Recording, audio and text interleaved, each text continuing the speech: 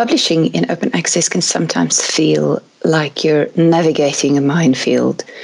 You are faced with a multitude of options and types of open access, authors' rights, costs, to name a few. So, how do you know what open access model a journal or a publisher is using? And what does it mean for access to your work or copyright? What are your rights in the open access environment? What are the costs involved in getting your article published openly? How do you know you can trust the journal? Where do you find all of this information? The Library and Information Services can assist you in getting the answers you need. We have multiple online guides that we'll be linking in this presentation, and our librarians are skilled in assisting you with these questions. We have a dedicated open access team that stays up to date with new developments in open access, and support from our management team so that we can put as much assistance in place as you need. This year's theme, the theme for International Open Access Week, is It Matters How We Open Knowledge, Building Structural Equity. And earlier today, we shared our vision of open access at our institution, and also what we have added to our structures and services over the last year to help give equitable access to our research and other work. One effort is to continually create and add to our online guides. All our guides are openly available online and shared with a Creative Commons CC BY license. This means that anyone is welcome to use, mix up and adapt our content as long as they attribute us in their work. We have a session on the 27th of October where our copyright officer will talk about open licensing, specifically Creative Commons. So be sure to register for that session if you haven't already. In short, CC licenses help you to share your work in open access by letting every user or reader know what they are allowed to do with your work. So by having CC licenses built into our structures, we contribute to opening up knowledge. So let's take a look at the different types of open access. Traditionally, degrees and models for open access publishing have been described by way of color categories. And here you can see the most commonly used categories. If we start with green open access, this is also called self-archiving. And my colleague will be following my presentation with some guidance on how to self-archive. Green open access just means that the author is allowed to publish a version of their article or publication on, for example, their personal webpage or an institutional repository like ours, which is called Kufsi Scholar. The version of the article refers to either a preprint, this is sometimes called yellow open access, where the article pre-peer review may be added to a repository after its publication in the journal. Another version is the post-print. This is sometimes called blue open access, where the article has been peer-reviewed and accepted by the journal. You'll also hear references to accepted versions. But this is usually the Word copy before the journal's editing and branding has been added. The publisher's version then refers to the final PDF, for example, that appears on the publisher's website. Gold open access is also called full or pure open access. All content in a publication is made openly available by the publisher in connection to its date of release. Published content carries a Creative Commons license or a similar open license. Some publishers and fully open access journals charge what they call an article processing charge or an APC. And for these journals, the library offers a range of discounts or waivers for APCs when publishing in open access. And these discounts and waivers are connected to subscription agreements with the publishers, or what is called transformative agreements. But we also have a fund to assist with APCs. A little bit more on that in a moment. Let's look at hybrid open access. Journals and publishers with a hybrid publication system publish a mix of open and subscription-based content. An article processing charge is always charged when publishing open access in a hybrid journal. As a rule, the APC is also substantially more expensive compared to when publishing in a gold, fully open access journal. And this here can lead to what is called double dipping by the publisher. The author pays a fee to get their article open in a subscription journal, so the library is still paying the subscription fee, even if that one article is open. And that is also why our fund doesn't support APCs for hybrid open access journals. You also get bronze open access. Now, this is also called delayed open access. So initially, the publication is made available for subscribers only. After a period of time, often a specified embargo period, the publication is then made open to read, but not to share, reuse, or adjust in any way. And this bronze open access is not considered as a valid way to publish in open access. Often there are no licenses describing permitted use of the publication, and the model is not applicable in order to fulfill research funders' expectations on open access publishing. So several funders reject that model entirely.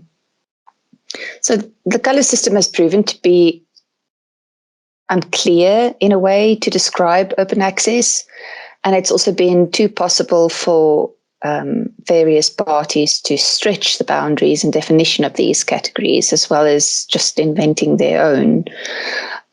For example, you get other colours such as black open access. This refers to research works that have escaped the paywalls and have been illicitly released and made openly available. A notorious example of that is the Sci-Hub repository. And they host pirated research papers that have been made open access without permission from the copyright holder. So black open access is not a desirable option under any circumstances. You also get platinum. And these were more or less successfully added over time. Platinum referring to where there are no article processing charges at all.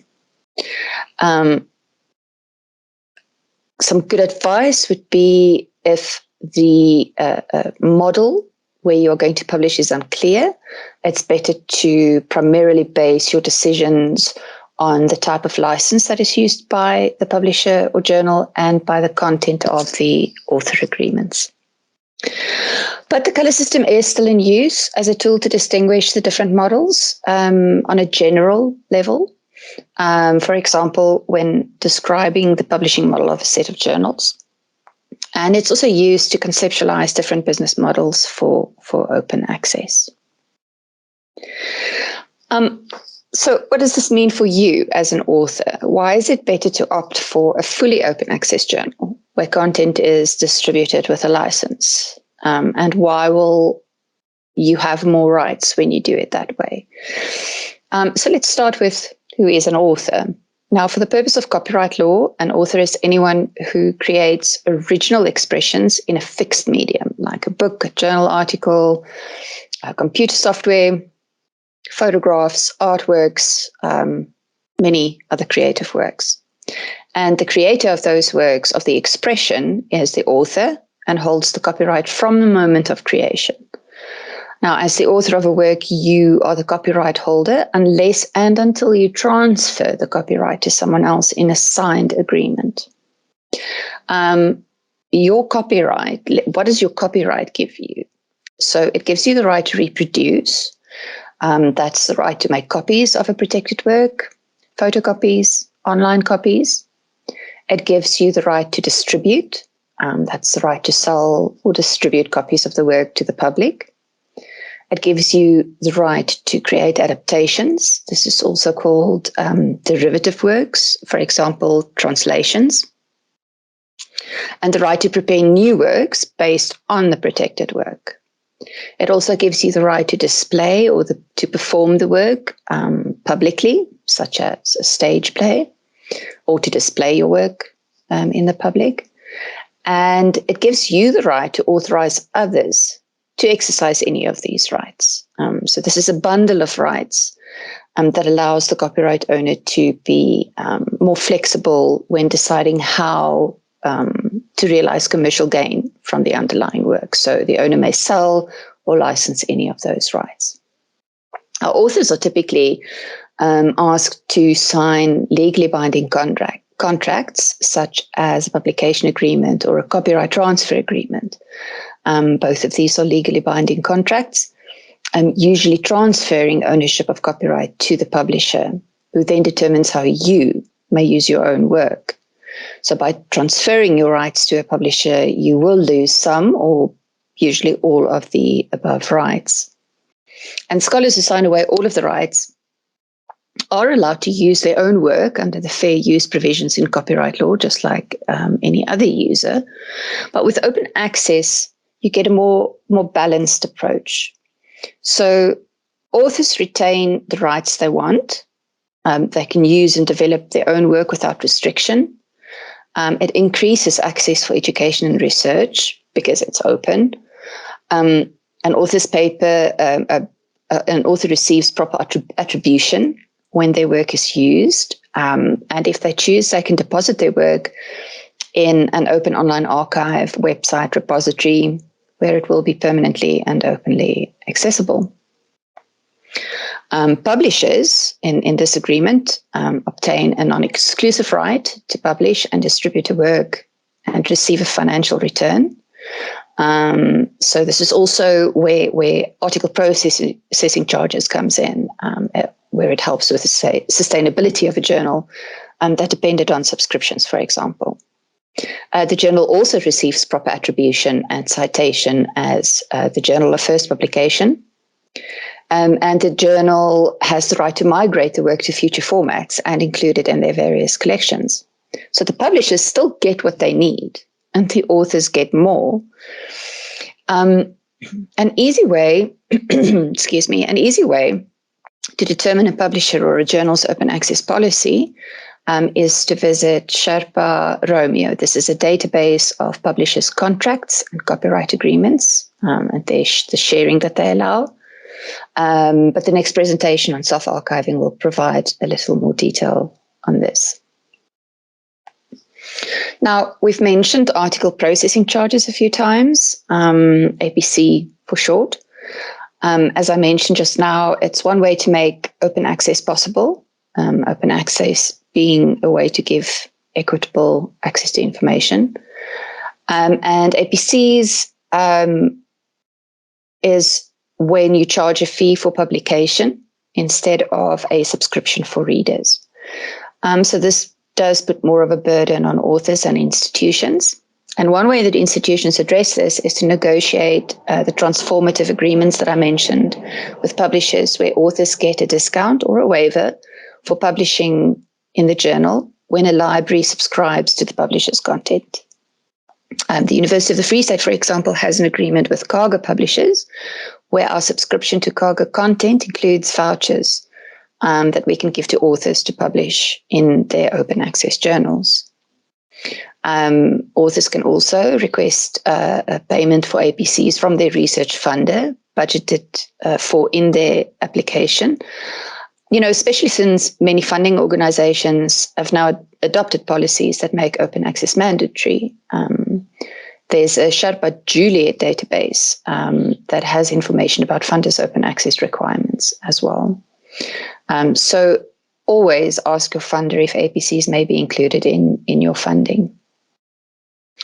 Or an open access publications fund might be available at an author's institution.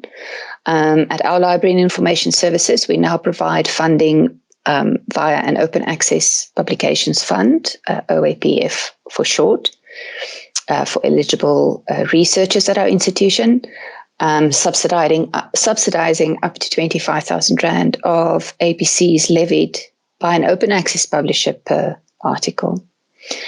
Researchers can apply for support from this fund when other funding sources such as your research grants or publishers' institution agreements are not available.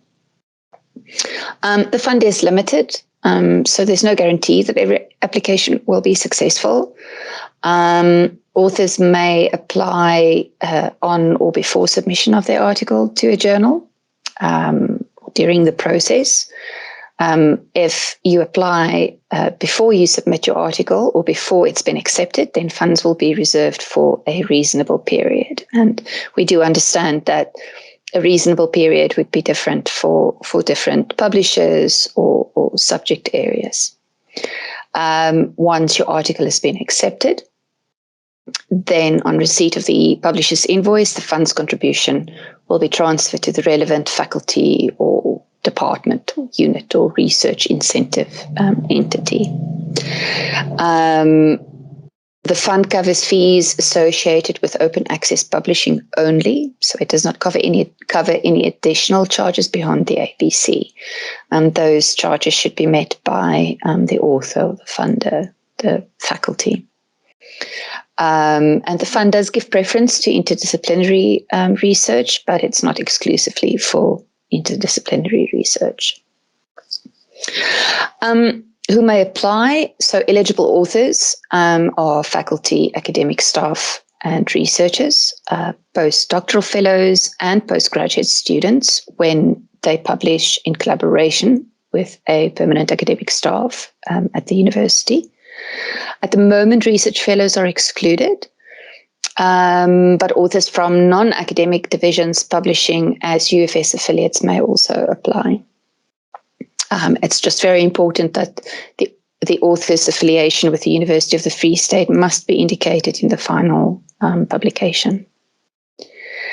Journals that are eligible when you apply, journals must be accredited and fully open access journals on the DEAT lists of accredited journals. The DEAT recently included the Directory of Open Access Journals, DOAJ, in their lists of accredited journals, so that makes it a lot easier to identify open access journals. The library will, of course, provide advice and guidance and support in identification of eligible high-impact journals, open access journals, if you need it. The journal's archiving policy then should also allow the deposit of a peer-reviewed version of the article in our institutional repository, Kosti Scholars. So again, Sherpa Romeo has information on archiving policies.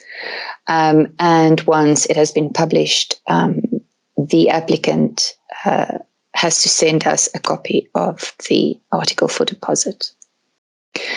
Just as a reminder, journals with delayed open access or a hybrid open access model are not eligible when you apply. Open access should always be immediate on publication of the article. And the applications are made to the Scholarly Communications Office at the library. You can always check our guide for the eligibility for funding, which we'll also link in this presentation. And as I said, applications can be made anywhere during the process. Supervisors and promoters should just apply on behalf of their students, where the student is the corresponding author. Now, the library is constantly looking to make it easier for you to publish in open access. And one option that is available to our authors is to make use of the discounted waiver agreements we have with publishers that I mentioned before. We are constantly working on our guides, and there is a list of these agreements that we have with publishers. And we're constantly updating that as we go along. A little bit more on transformative agreements. These are agreements or contracts that are negotiated between institutions. So that would be libraries or national and regional consortia between them and publishers to transform the business model underlying scholarly publishing. So moving from one based on what they call toll access or subscription access to one in which publishers are remunerated a fair price for their open access publishing services. The University of the Free State, for example, has such an agreement with Cambridge University Press, for example. So all authors who publish with Cambridge University Press will get a waiver for the APCs on any of the fully open access and hybrid open access titles. When you submit your article to the Cambridge University Press, you can request that waiver. The library will get a notification, and once the library approves that request, just confirms that you are affiliated with the university, then your waiver is applied. So take a look at this guide and keep up to date with the different publishers where you can automatically get discounts or waivers.